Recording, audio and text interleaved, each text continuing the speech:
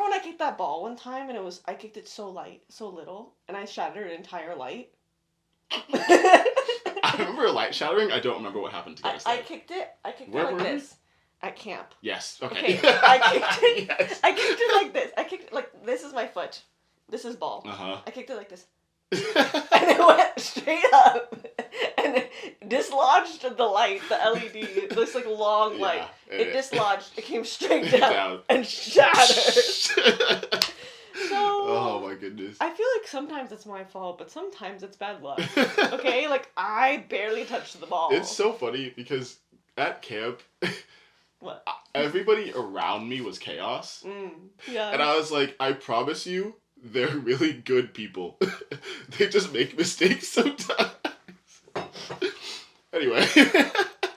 I also think I'm a pretty decent human. Yeah. Who also makes mistakes sometimes. Welcome back. We're back to talk about books. My name's John. My name's Sierra. And this is And They Were Readers.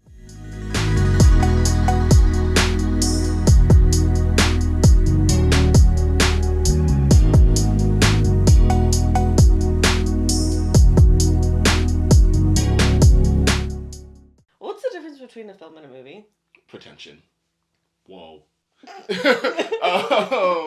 Anyway, we're back to talk about books, not movies. We can do that later. We can do it all the time. All the time. We're going to talk about the books that we read in March. Okay, so we had a March TBR situation. We did have a March TBR situation. I read none of those books. That's crazy. I decided to take a couple of them, specifically River Spirit and the Story Life of A.J. Fickery and the Poetry Collection, and try to put them in April. Okay, and work towards them. Yeah, you just shifting them a little. Yeah. Yeah, March is over. It's honestly insane. Did you guys effectively beware the Ides? I thought about that the other day. We were meant to beware the Ides. Whether or not you correctly bewore the Ides. No. We're going to talk about the books that we read wrong. in March. I understand that we can make up words, but that's just wrong. How many did you get to? 2. Oh. Books? Yeah. Not on my list. That's so fine.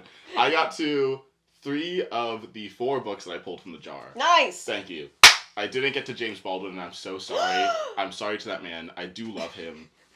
It's my favorite meme. Nothing personal.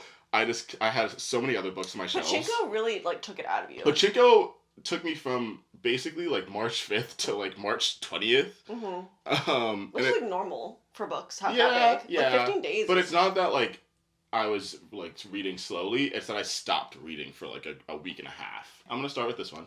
You voted on this. You did vote on this. Yeah, sorry, Crime and Punishment.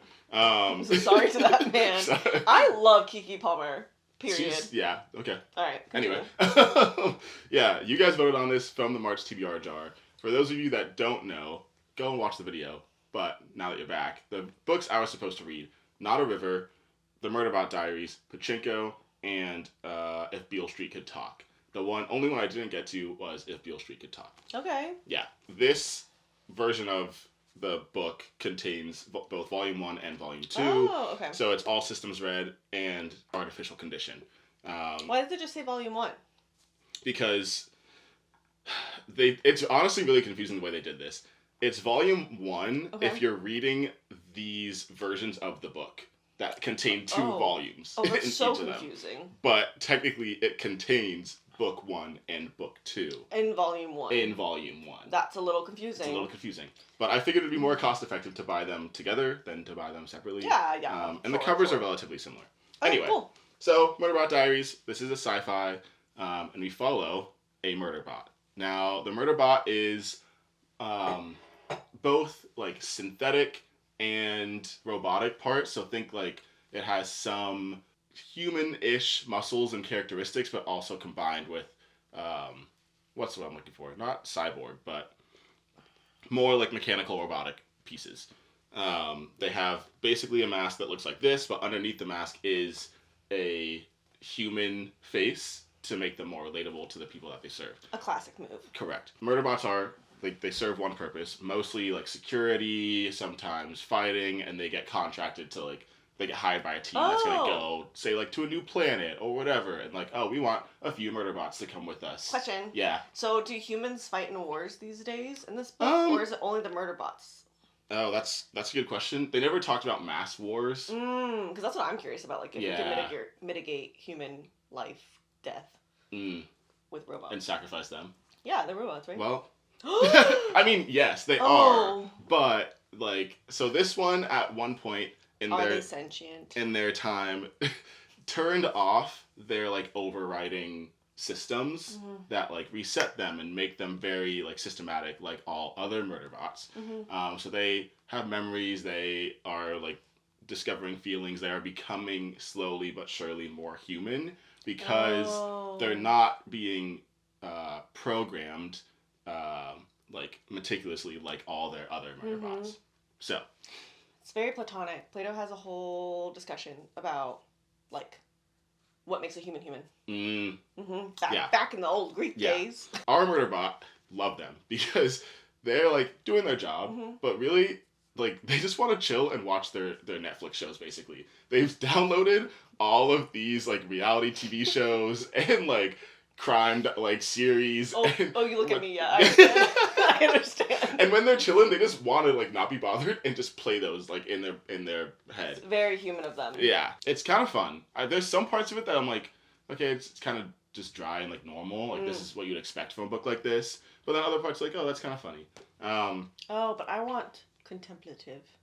It's not deep. It's not like that. But the way you're describing it makes me feel like it is. You, as the reader, will take it deep because you are supposed to. Yeah. But it's not like... The book doesn't give you space for that. It's not what it's really trying to do. It's just trying to tell the story about this robot who is becoming more human. I get that. Yeah. And in a pretty like fun kind of way. Okay, so I've been working on this book for a minute, but I'm very excited to say that I finished We Do Not Part by Hong Kong. Is this the newest one? This is the newest one that's been translated into English. It was published in 2021 in Korean and 2025 in English. Wow. Yeah. Wow. I know. So this book, I didn't love at first, but by the end... Yeah. Okay. Pop off. Heard. Yeah. Okay. You have a Nobel Prize for a reason. For a reason. So this book starts with just two people who are friends who just aren't good with good for each other. Okay. Like they're working on a film project together, but they're just like not great friends. I guess like maybe they were at one time when they met when they were 24, but like now it's just not like maybe the healthiest relationship. And then it really becomes about the Jeju massacre. Oh. Yeah. Whoa. Okay. Yeah. Okay. And it takes a turn, but the turn makes a lot of sense. It ties back to the beginning. Okay. The writing is stunning as always. That's what's kept me through this book. Was like her writing, the words that she chooses to put on the page just make me feel things. She never misses. Yeah, when it comes to her words. Perfect. Story-wise, though, and pacing, felt like a little bit of a miss for me. Oh. Yeah, so I gave it a 4-star rating. So it's like I agree with that. I think it's like a good book, would recommend, Okay. but like you need to be in the right headspace to read it. Interesting. Where does it rank in your other Hong Kong novels? Okay, so I think number 1 is The White Book right now. Yeah, you do know number that. 2 is Greek Lessons. Yeah, of course. Gotta be, yeah. And then it's I think it's Human Acts. Okay. Then I think it might be We Do Not Part, and then The Vegetarian. Is that crazy? That might be crazy. That's fine. I feel like you have read all of Hong Kong's translated works. Yes, correct. Yeah. Correct. Hong Kong is to you as Sally Rooney is to me. Yes, correct. Yeah.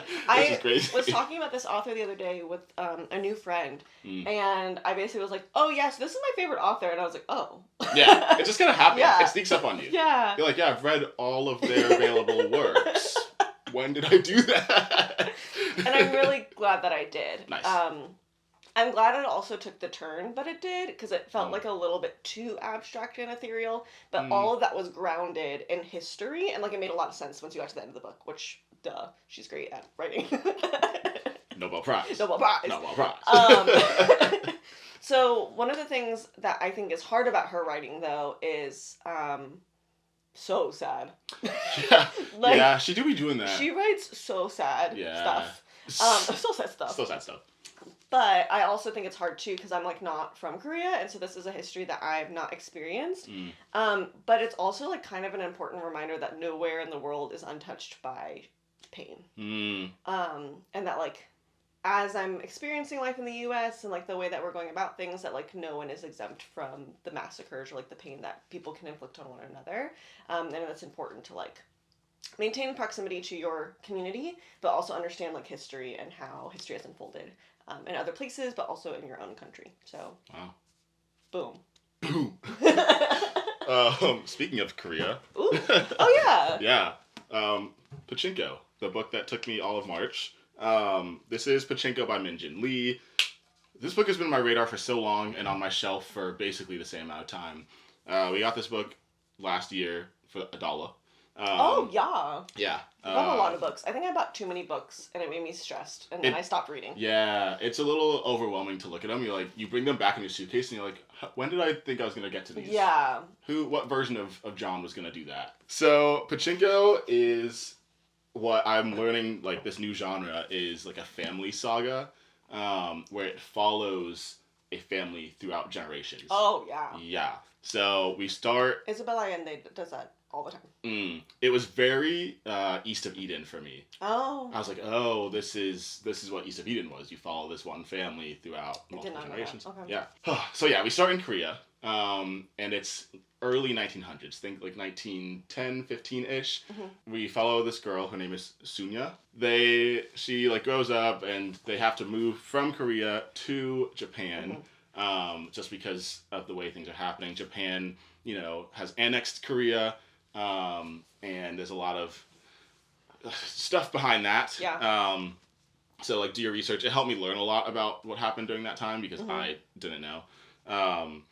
So the family moves to Korea, and that's Sunya has kids. Sunya's kids have kids. You go throughout World War II. This book, I described this in my review, that it is like a metronome in its pacing, where from the beginning to the end, it is steady. Constant flow, the pacing. The way to do that, I don't know how Min-Jin Lee did that for 450 pages. Yeah. It's insane.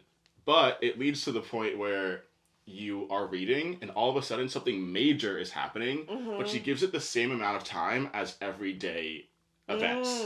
So it'll be like, oh, this person died. And you're like jaw on the floor. And then you move to the next chapter and it's like, and now, she's selling kimchi on the corner, and, blah, blah, blah. And you're like, wait, what about this person just died that I was following for this whole story? And I think that it was incredibly well done. So, this book does cover religion, Christianity specifically. That makes sense. There's a lot of religious allusions, specifically in the naming of the characters. It follows gender norms and what it's like to live in poverty, what it's like to live outside of your culture, and deal with discrimination based on that, and colonization. And I feel like I've been on this trend of immigration recently, and the idea of leaving, and this book solidified that even more. Whoa. Yeah, and I'm not sad about it.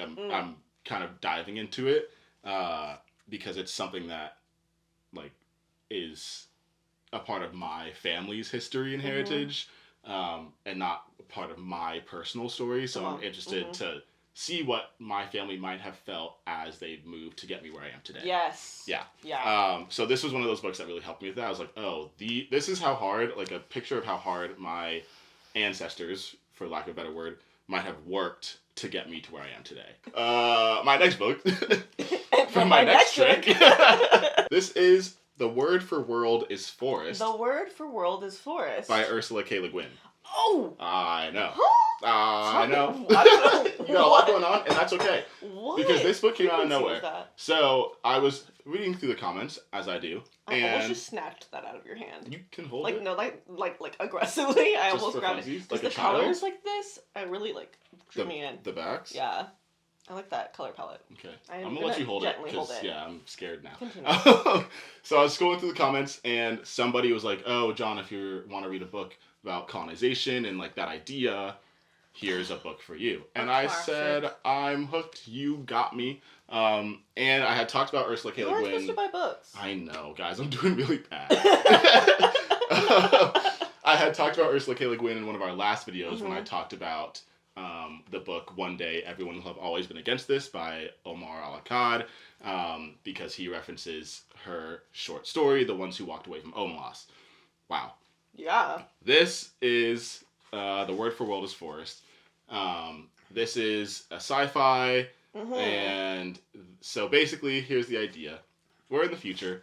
Earth is running out of resources, as it does, and the resource that we are focused on in this book is lumber. Mm-hmm. Wood has become just as precious, if not more, than gold. Right. Of course. So we take to the stars. And this isn't the first planet that humans have landed on. It's important to note that we have been doing interstellar travel, and we have made allies with creatures of other planets before, right? Okay. So we find this one. It's called Athshe, Athshe, and there's creatures living there, as always. Well, not as always, but there's creatures living there, and they are called the Athsheans. And we refer to ourselves as Terrans in this book, which makes it so much easier because she makes a good point to say, like, these creatures that are living there are also basically humans. Mm-hmm. So to call us humans and them something else is kind of redundant. There's the ignorant people in this book have a word for them. They call them creechies, which I think is just like a derivative of creature. But they are Athsheans. They are like humanoids. They have language, culture, society. They have a way of life. We come in and we're like, hey, all those trees which take up most of your world, we need those. We need those. We're going to start cutting them down in like huge deforestation vibes. In swaths. In swaths. That's what I put in my review. Really? Yeah. Wow. So us, the Terrans, which if you don't know, Terra is like the Latin word for earth.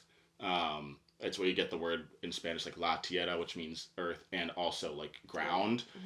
Words like terraforming, terrain. That's where we're getting it from. Thank you for the history of the because word. It's like Athshe is their word for forest, but also how they refer to our planet. Okay. Terra is our word for ground, but also how we refer to our planet. Nice. Yes. Okay, I see the parallels. Pop off. So humans come and we're like, we need your trees. You guys are like a little shorter and maybe dumber than us. We're just going to assume you're dumber than us. So the ones that are here in the land that we're terraforming and deforesting, you're just going to work for us. Not as slaves, just servants, right? Just servants. And also we're going to take your women. Just like for funsies. It is very similar to the ideas of Avatar. Like, hey, we're on this new world. We need those resources at any cost. But whoa, there's people there. What do we do now? I didn't know that that's what that was about. What? Yeah. You haven't seen Avatar? No. That makes sense. Oh. So, okay, let me get there. Get where? I thought we were done. No. There's more. Okay. This book gets really intense. So and it's really short, so I don't know how she did that to me. The creatures, the humanoids, the Athsheans, don't have an idea of violence or murder in their society. The ones that have ever committed a violent act are they're like one-offs, and they're considered insane, and they literally just put them on an island by themselves. Well, yeah, it's an interesting take. They're like, we don't do that. What is that? Let's just maybe go over there. Like, if you're gonna keep hurting people, go over there. So the jail.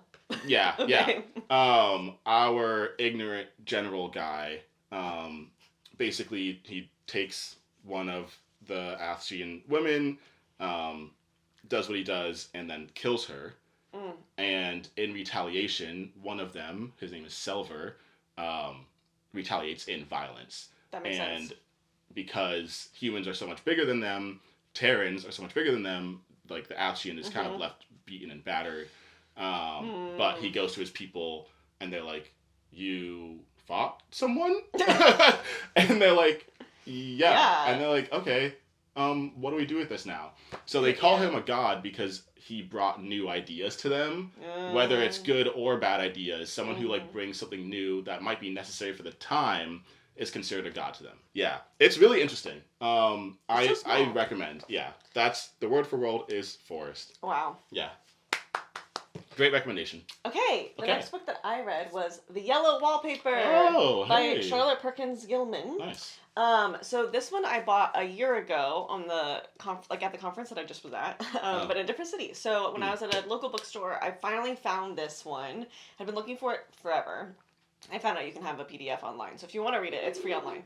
But I wanted to own it, and I won't talk a lot about this book this week because we're going to talk about short books next week. So I'll unpack a lot more of this next week. Okay. But the gist of this book is you kind of look at a woman's experience in the late 1800s and how men treated women's pain and like how they perceived like remedies for pain. So Charlotte Perkins Gilman was had like postnatal depression, I think is how they described it. And the prescription for that was to like be on bed rest, to not work, to not write, to not do anything. Okay. Which is like not how you heal from depression, right? Yeah. Like it was like, hey, and actually you can't do anything that brings you joy is essentially what the diagnosis or the prescription was. Yeah. And so this short story kind of unpacks the way that patriarchy affects women in a very like a classic short story from the late 1800s way. Like I was reading it and I was like, this feels so funny to me. Like the way that it's written is like so, yeah. But like it did a really good job of how it described the way a woman feels, and the Yellow Wallpaper is very interesting. It's kind of like the first dipped toe into like feminist horror. Oh. But it wasn't scary. Okay.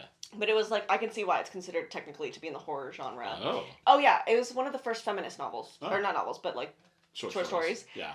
So when I was reading about this author, it said like, kind of wrote narrative in a way that allowed Alice Walker and Sylvia Plath to be able to write.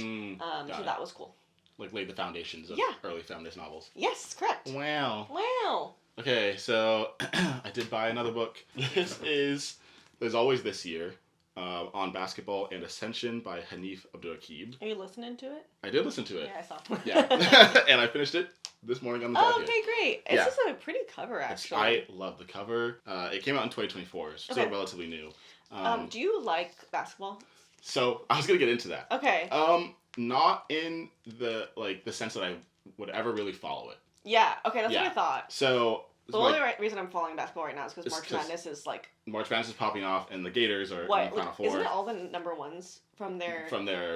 divisions, yes. Yeah, and I was like, this is crazy. And I don't follow basketball, but I watched a lot of games this week. Yeah, so there is... Yeah, so tennis, as you guys know, is my sport. That's the sport that I follow. Sure. That's like, I'm and into you're it. also, you follow running sometimes. Sometimes, yeah. When it's the Olympics, I guess. When it's the Olympics. It's really only the Olympics. Yeah, that's true, I'm sorry. But yeah, basketball is... like the most nostalgic sport for me, and I think a lot of people that grew up in like black families and in black communities can relate, whether or not they follow basketball now and it's like a big part of their life. There's a part of like black boyhood that basketball is just always kind of present in. So my brother and my cousin were like the older people in my life that I hung out with a lot, and they were really big into basketball. So I grew up playing like NBA 2K, and like that was a big deal. And like when we were outside, we would go to the basketball court. And did I love basketball? No, but that's what we were doing, and I'd play it. My like fall from grace was one day I told my brother like, I want to get good, okay? Like I want you to teach me. And in teaching me, he was like, took a shot, just like an old 2-pointer, and he packed the ball, swat it was so hard, and I said, I'm done. I was like, that's how you're going to teach me? That's what basketball is? I'm done. Never again. And I'm pretty sure I walked home. Also, I've never seen you shoot a basketball. Yeah, because I think now... for 20 years. I think now I'm just bad at it. I did it in Spain a little bit, and I was like, yeah, this is embarrassing. Sure. Anyway, so There's Always This Year, and it's a nonfiction, and it is talking about basketball and ascension, in the sense that he weaves basketball into this idea of what home means and what like belonging means, and he brings he's talking about racial issues and like social class issues, but he's from Columbus, Ohio. So a lot of this, if you know about basketball in the recent years, is centered around like LeBron James. Sure. Because he's like the king. Whether or not you want to call him the GOAT, that's a different conversation you want to have. But he played for the Cleveland Cavaliers for years and made like ripples there and did a lot for their team and their program. So obviously like that had an effect on people that followed basketball, especially people in Ohio. So when I say this man writes poetry, oh my goodness, I was listening to it. It's insane. It is insane. There's so many books to read. I was listening to him talk because at first I was like, it's gonna be a book about basketball. Like I don't care about basketball that much. Right. Then he started talking and I was like, hold the phone. I was like, guys, like what are we doing? Who is this man? What's going on? Who is this man? He wrote another book. I think the National Book Award finalist for A Little Devil in America. I don't think I know it. I didn't know it, but then all of a sudden it started popping up. Funny thing about this is I ordered this for myself because I wanted to own it. Mm-hmm. I accidentally sent it to my brother.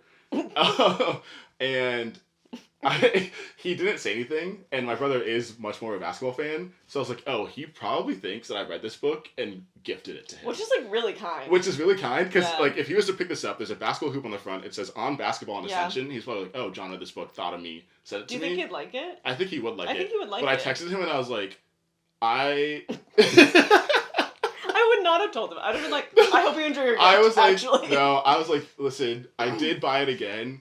But if you're not going to read it, if you don't plan to read this book, return it. So I can have my money back. That's crazy. But yeah, so the book is kind of formatted in a basketball game. So you have first quarter, second quarter, like intermission. So you not have college basketball. No, because that's NBA, stupid. NBA. Can we talk about how stupid that college basketball doesn't have? That's tough. Period. That's tough. Okay. I looked it up why it works or why it happens, but I won't talk about it now. And within the chapters, and this is something you'd miss if you're listening to it, it like counts down like not the shot clock, but like the game time. Yeah. So that's really cool. So you have first, second, third, fourth quarter, and then you have timeouts, and every timeout is I'm trying to find it. So every timeout is titled this. A timeout in praise of legendary Ohio aviators. And at first I was like, people that flew planes? That's what I think too. No, and that makes sense. It's people that like ascended, basically. Oh, that makes more sense. Yeah, because one of them is Toni Morrison. Oh. Yes. Yeah. Wait, she's from Ohio. Yeah, from Lorain, Ohio. I didn't know either. I didn't know. So it's just people that were from Ohio that like became prominent figures. Wow. That's really cool. Like an homage. Exactly. You're reading a lot of books of like people who came before you kind of energy. I know. Okay. I know. Okay. And like again, this book talks about the idea of leaving a place, the idea of being so familiar with the place as it changes over time, as it goes through like hardships and like oppression, and like watching your community change, watching your community get gentrified, watching people you grew up with experience police brutality, and how you navigate that to both keep yourself safe but also be a part of what's happening in your community. And the whole time he's speaking in like lyrics that are so beautiful, and he narrates the audiobook, which is always pristine. This is one that I truly do think you're not missing any part of the experience by listening to it. I'm just gonna read, I don't know what this paragraph is, but I just want you to get a sense of his writing style. This says, the dreaming that happens in the in-between phase of wanting and obtaining is possibly best suited for sports, though the outcome is still reliant on the dance of numbers. What is in the lost column, what team logo rests inside of a large white numbered envelope, what number on the draft board ends up being yours. Numbers are as unpredictable as any other god, I suppose. So yeah, that's how it is. He mentions a lot of names that if you're more into basketball than I am, you'll probably recognize and be able to connect with more, but being super deep into basketball is not a prerequisite for enjoying I think I'm gonna love this book. Yeah, and I was nervous about that because I was like, I know the big names in basketball, but I don't follow it anymore, and I didn't follow it back then. And that's not important. Okay, great. So is that your last one? That's my last one. Wow, we read really good books, we read actually. Really good books. Even though we didn't read a lot, we read like quality. Yeah. So, our book buying ban doesn't count when we're traveling to other cities, and I was at a conference this weekend. And went to a small, like, local queer bookstore, and so wanted to support locally. Yeah. And I got a 2024. Was published in 2024. When I made my move. Shut up. Sorry. Let me get to my story. And I got a signed copy. Talk. I can't be here anymore. Sit your butt down. Don't leave me alone. I clearly can't be here. Okay, I got a signed copy of Opinions by Roxane Gay. I know. What? I know. What? Can I see? Can I hold? Can I touch? It's a series of essays that discuss a decade of arguments, criticisms, and minding other people's business, which I thought was funny. I love this cover. Yeah. I love this cover. Don't mind me. I don't know what happened. I changed the game and said, "Can I film something real quick?" And you freaked out. Oh, what? Who gets to be angry? Come on now. Yeah. I'm an opinionated woman, so I am often accused of being angry. So I just went through the titles of the chapters, and that's what made me decide. So tragedy plays on an infinite loop. Am I a bad person if I don't even know? Je ne sais pas Charlie. Okay, I don't even know that. If I don't know Charlie. Yeah, I guess. Yeah. The case against Hope. Why Cops don't belong at Pride. Yeah, so there's a lot of but there's a lot going on. So they're in categories. So why are people so awful online? There's identity politics, racism, civic responsibilities for the culture. I don't want to watch a slavery fan fiction. I need this book. No, but I bought it. I get that. Don't buy it right now. No, I'm not gonna buy it right now. And you have a sign cap. Nicki Minaj always in control, guys. I'm gonna let you talk. There's nothing else to say. Okay. Yeah. Opinions. Period. Wow. Yeah. Thanks so much for watching. We hope you enjoyed. Let us know what books you've been reading and if you've read any of these books. I know some of you have because you recommended them to me. And we'll catch you in the next one. Like and subscribe. See ya. Bye. That was awesome.